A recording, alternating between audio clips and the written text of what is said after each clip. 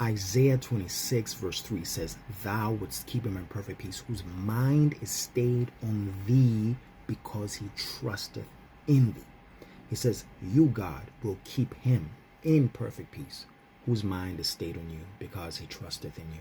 Now, we need to understand what is our part in that. What is God's part in that? He says, he will keep you in perfect peace. How? When your mind is stayed on God. So your mind is a tool.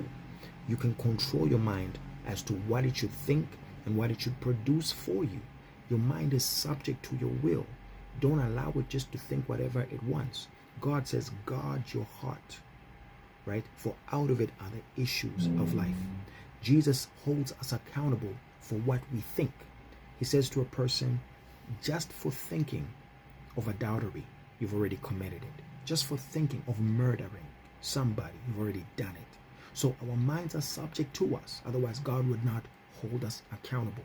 See, it's important for you to think the right way. He says, as a man thinketh, so is he.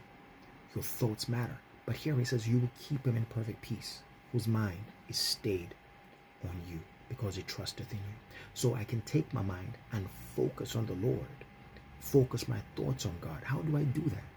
How do I focus my mind on the Lord? By thinking the thoughts that he wants me to think, right? So I change my thinking. I stop thinking about worry. I stop thinking about negative things. I stop thinking about defeat.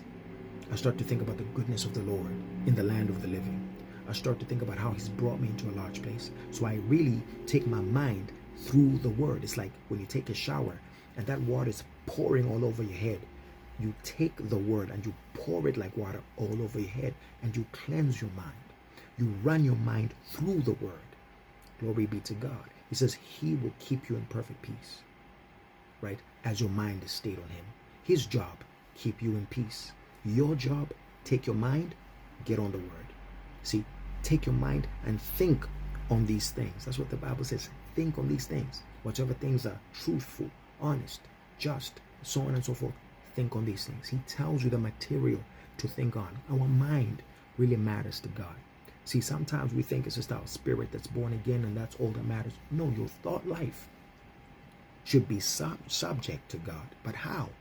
By you taking it through the word. Your thought life is what affects a lot of how your life goes.